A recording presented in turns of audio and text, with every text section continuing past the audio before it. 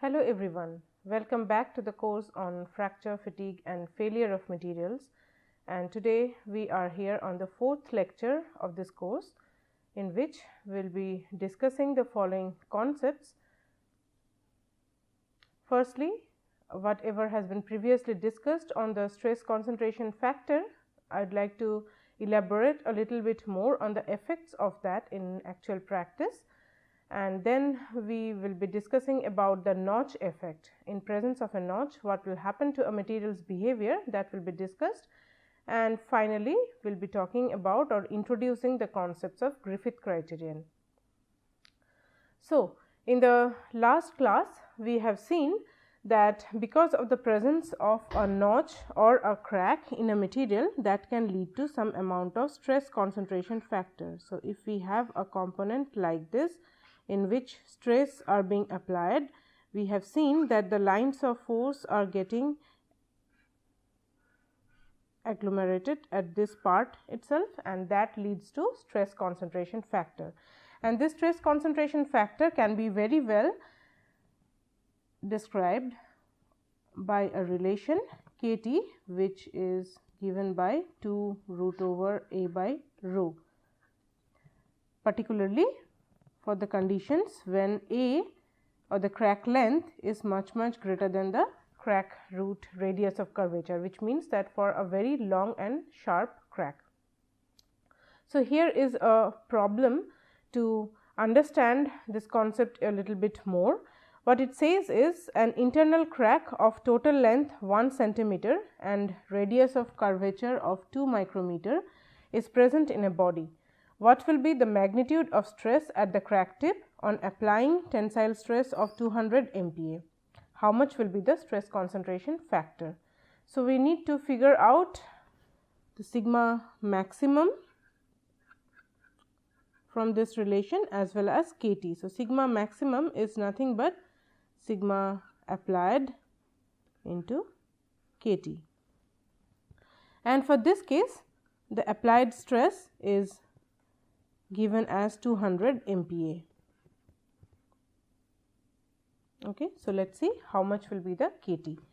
So, Kt, if we use this relation from here, is given by 2 A by rho, and in this case A or the total crack length, please carefully consider this, that the total crack length is given as 1 centimeter. So, that means A will be something like 0.5 centimeter. Again, carefully considering the unit, since any crack length should be expressed in terms of meter. So, that should be 0.5 into 10 to the power of minus 2 meter. Rho is given as 2 into 10 to the power of minus 6 meter, and that leads to Kt equals to 2 root over 0.5 into 10 to the power of minus 2 divided by 2 into 10 to the power of minus 6, which is given by a relation.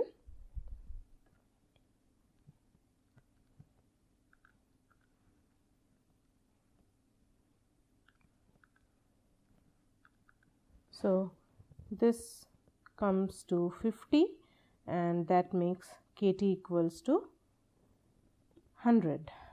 So, that means that the stress concentration factor for this condition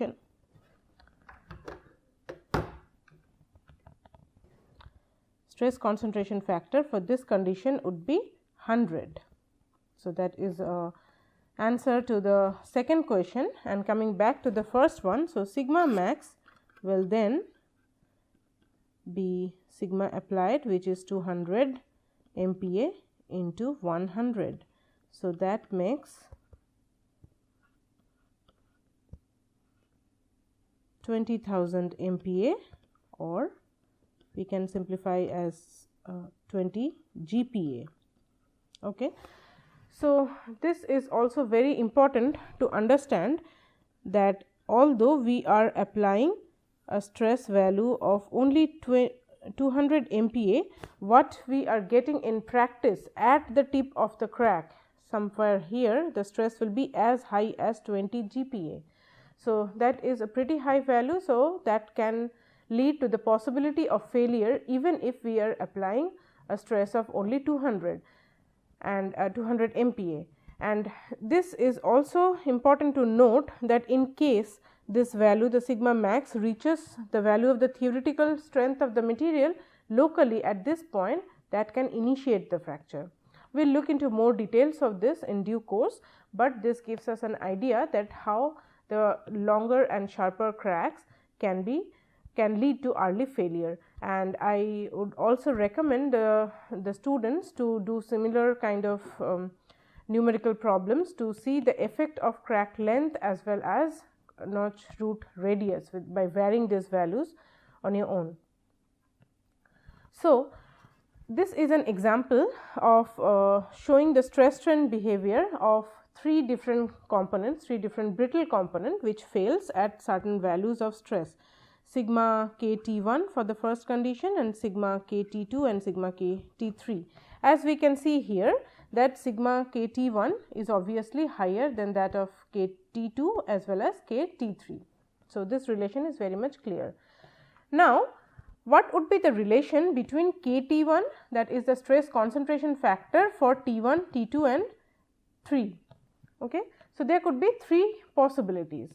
The first one would be, let us say if condition A is valid, then we can see that KT1 is greater than KT2 greater than KT3. So, if there are three components 1, 2 and 3, if the stress concentration factor for 1 is the highest and 3 is the lowest, are we going to get higher values of sigma for condition 1 or component 1 in compared to that of 3. So, if this condition is valid for condition A, or we can have another condition which says that the stress concentration factor for component 1 is the least and the stress concentration factor for component 3 is the most.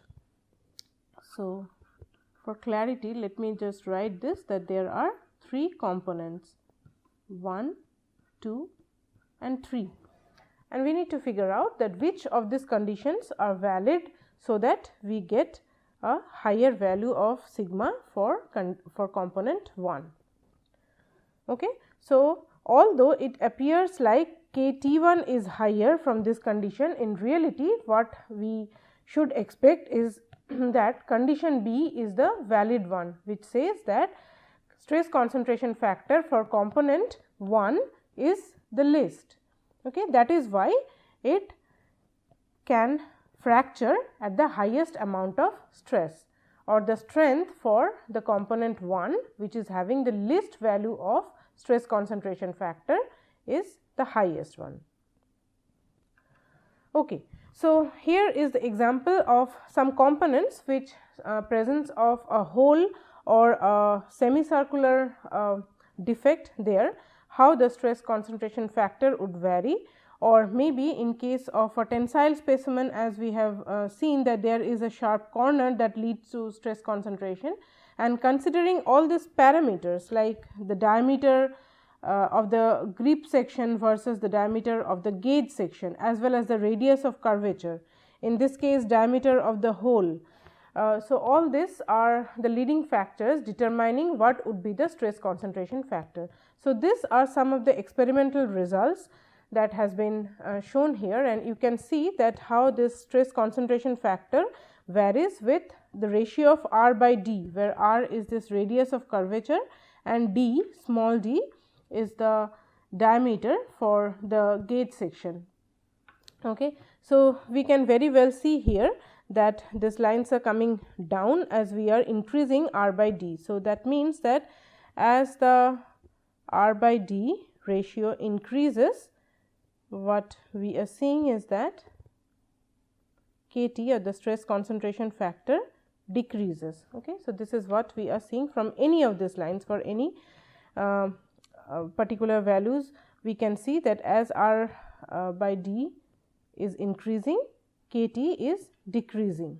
Okay. So, this trend is valid, Now, between these four curves here, the difference is that the d by d ratio, capital D by small d ratio. Capital D is the diameter of the grip section. Let me just write it here, diameter of grip, and small d is the diameter of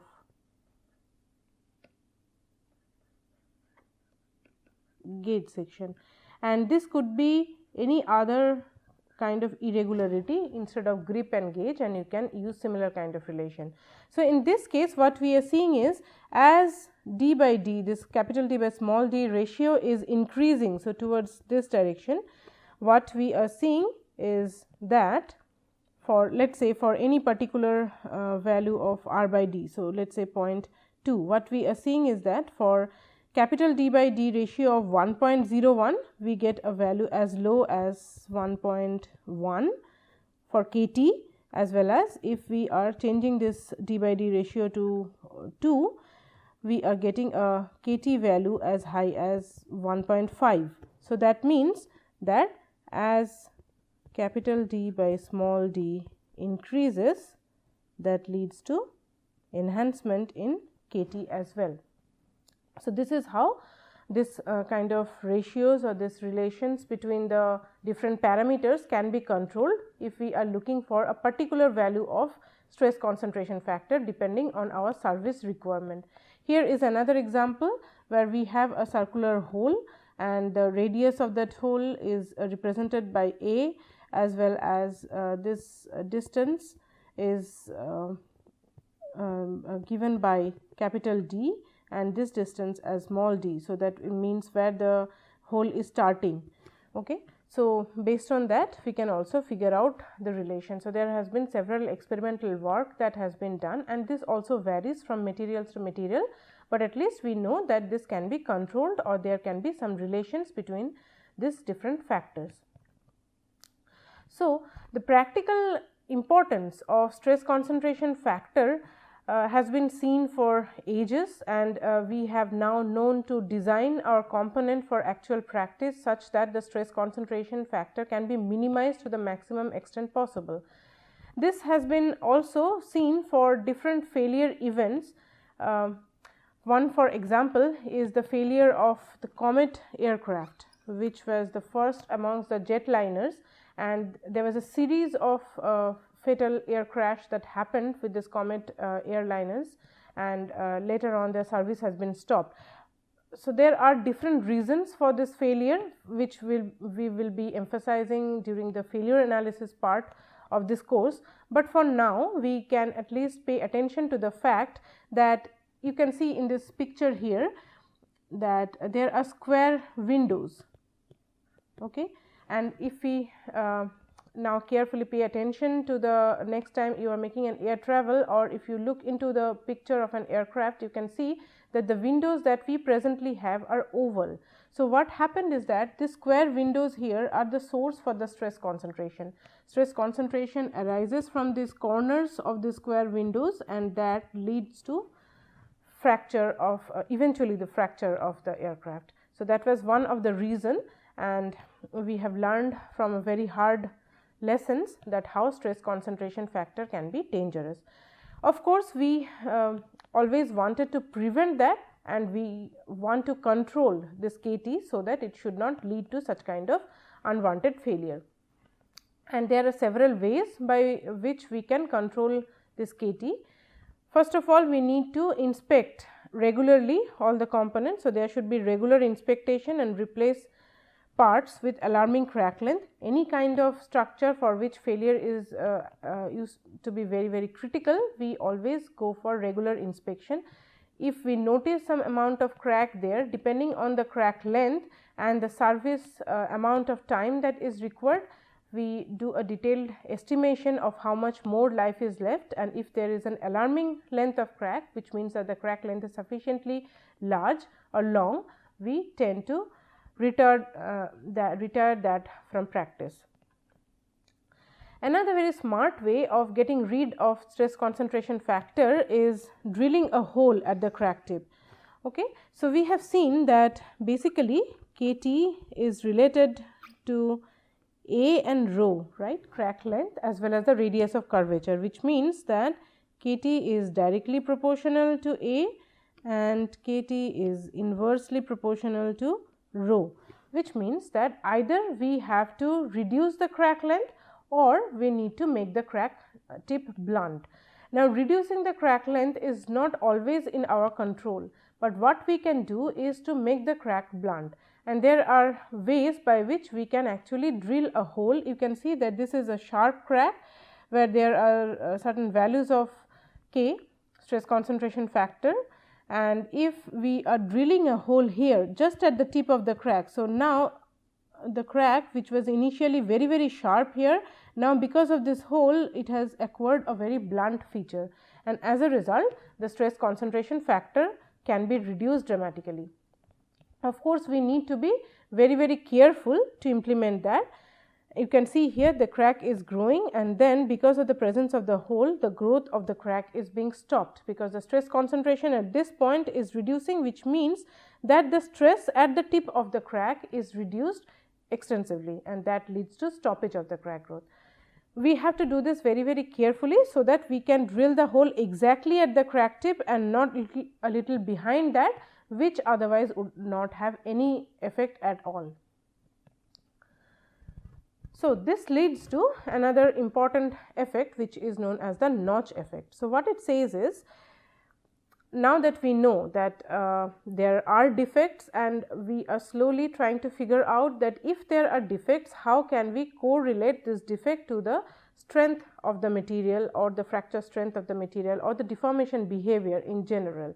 So, to that extent, notch, if there are present, we need to find out what would be its effect on the deformation behavior of the material. So, you can see that these are just examples of different tensile specimens, and once again this is the grip and the gauge section that I have highlighted in the previous lectures, and because of the presence of a notch, that can lead to differences in the stress scenario. So, this is when there was no stress has been applied, and when we apply a stress, this is how the stress is being distributed, okay, either in the entire gauge section or because of the presence of a notch or cracks, that can lead to some kind of stress concentration at the tip, and that can lead to a change in the deformation behavior. So, here is a very small video for you to see.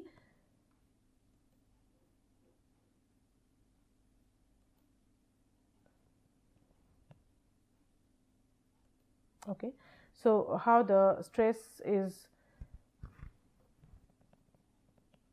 generated at the tip of the notch. So, we can see here that at the tip of the notch there is a notch already present here, and when we are applying stress at the tip of the notch, there is some amount of stress concentration right here, which is not seen in any other part of the component, and that leads to some change in the deformation behavior. Now, when it comes to any material, as we have seen that presence of a notch leads to stress concentration, and in case of ductile material, that leads to a very interesting effect which is known as notch strengthening. So, what happens here is, because of the presence of a notch, let us say we have a notch here in a component and we are applying stress over it. Okay. As a result, at the tip of the notch, we know that there will be sigma max, right. Now, in case this sigma max exceeds the yield strength of the material, yield strength is the stress, the amount of stress that is required for the material to start plastic deformation, right. So, if the sigma max value exceeds the yield strength of the material, obviously the material in front of the notch tip would like to have plastic deformation, right. So, let us name this as PL. So, it will try to expand, and as a result, if it, as per the conservation of volume factor, if it tries to expand along the direction of the loading or elongate along the direction of the loading, it is supposed to contract on the perpendicular direction to maintain, to conserve the volume. However, that will be restricted by the surrounding material, which so far is in elastic condition, right. So, this elastic part is not allowing to have any permanent deformation at the tip of the crack. As a result, although we were supposed to have yielding at this point, as we know that sigma max has exceeded the yield point, that is not enough, which means that we have to apply even higher stress to start the yielding criteria. Okay. So, this is being explained here, that because of this presence of a notch, there is a stress concentration, and once that reaches the yield strength at a lower applied strength, it tries to plastically expand. However, the lateral contraction is restricted by the elastically deformed regime, and that leads to generation of a triaxial stress state, and overall we need to apply even higher value of stress to start the plastic deformation, which means that now the stress that is required for the commencement of plastic deformation increases, or in other words the yield strength increases, right. So, that effect is known as the notch strengthening. Okay. That is seen particularly for ductile materials, material which has the tendency to undergo plastic deformation under the influence of stress. But we also have to be careful about the following points for notch strengthening, that deeper the notch, more is the length of the notch, higher will be the yield strength. However, enhancement in yield strength can be done only up to 2.5 to 3 times and not more than that. And yield strength of the notch sample of course is greater than that of an unnotched specimen. That is what has been discussed. However, whatever is the case, notch strengthening is a very local effect, because this is what is happening at the tip of the crack. The surrounding of the material or any other part of the material is not being influenced by this presence of a notch. On the contrary, even there is a notch and there is notch strengthening, even after maximum notch strengthening, this specimen will still require lower load to fracture. Okay, so, that is something very important. So, this is not a regular method of strengthening, like we know that there are several ways by which we can enhance the yield strength of the material. This is not, however, is followed for notch strengthening case, as it still requires lower load to fracture. So, on the other hand, there is another way by which we can show this for the case of brittle materials. So, in here also if there is a notch, there is of course a stress concentration, and since there is no plastic deformation. So, what happens, the stress gets maximized here and that leads to breakage of this. So, that leads to total failure of this.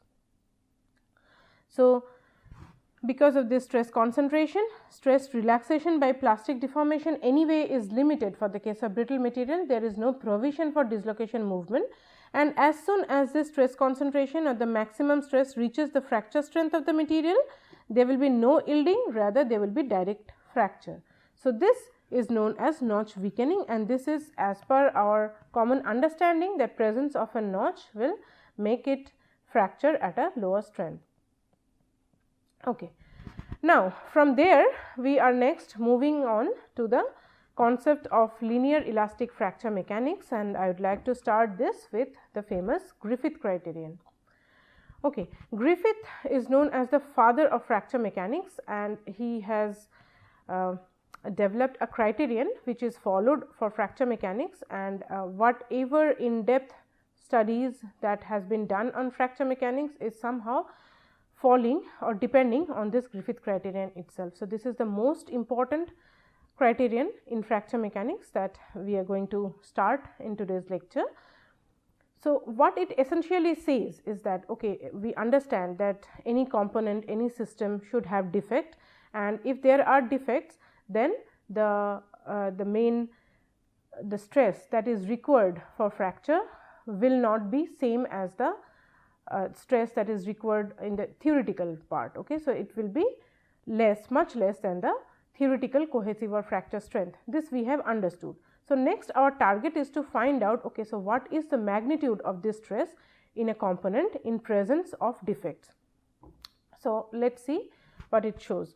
We will now start with a component which is of infinite width and infinite length, which means very long and wide component, but it has a finite thickness of T and there is a through the thickness center crack 2a. So, this is what it is.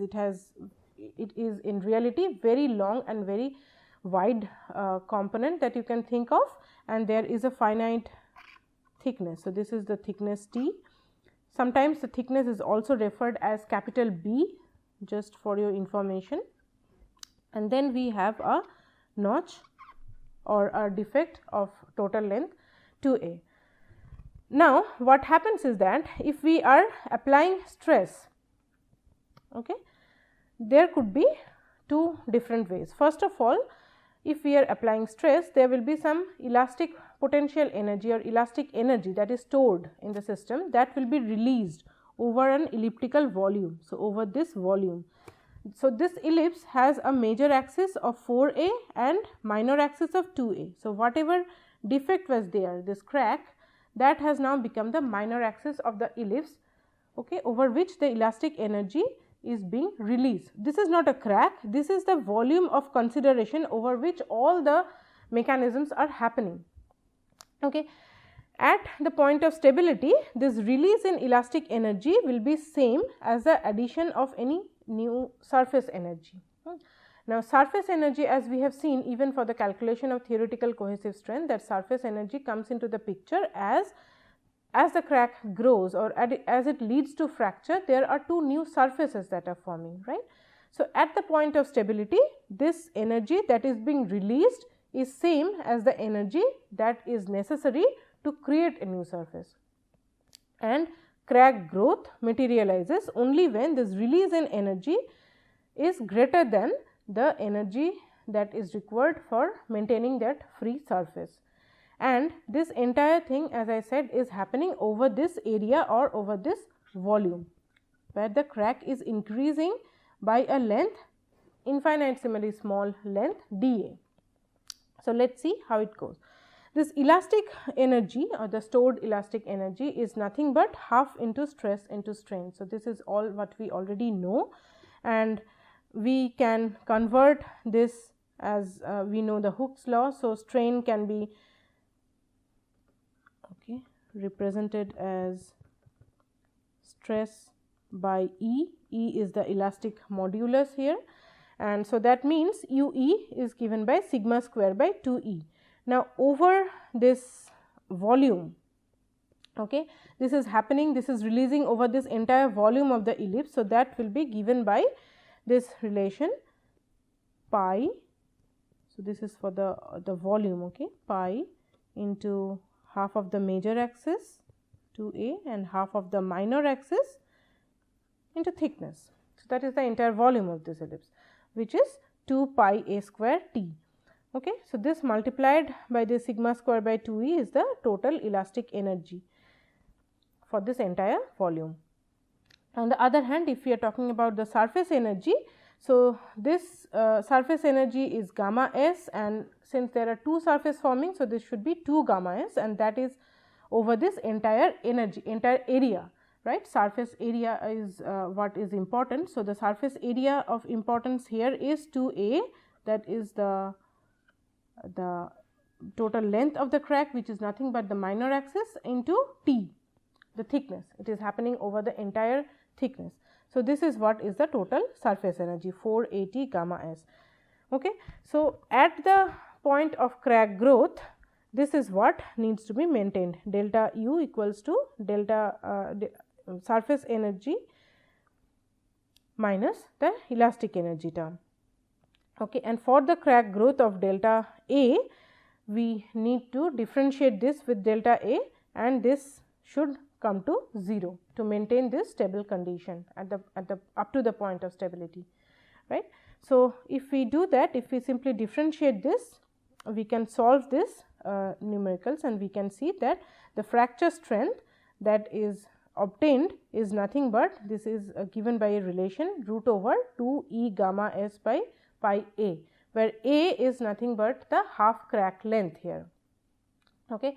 So, this is what we are seeing, this is what is the most important factor which is considered for fracture mechanics. This is the fracture strength of a material, and that is related to 2 e gamma s by pi a. Okay. So, let us conclude here. So, we have seen that crack blunting or drilling a hole ahead of a crack tip can minimize the failure of any structural component, and in case of a notch strengthening phenomena, which is particularly seen for ductile materials, there is some plastic deformation that happens at the notch tip or the crack tip that leads to a triaxial stress state, and that leads to enhancement in the yield strength, but that is a local phenomena. On the other hand, for the case of brittle material, we see a notch weakening. Notch specimen even after notch strengthening require lower load to fracture, and most importantly, we have also seen how the fracture strength of a component with an existing crack can be determined as per the Griffith criteria, which is proposed based on the thermodynamic energy balance. So, when the crack propagates, the elastic strain energy is released, and that in the volume of the material, and that is being utilized by forming two new crack surfaces. So, that is being balanced by the surface energy. So, these are the following references that has been used for this lecture, and thank you very much.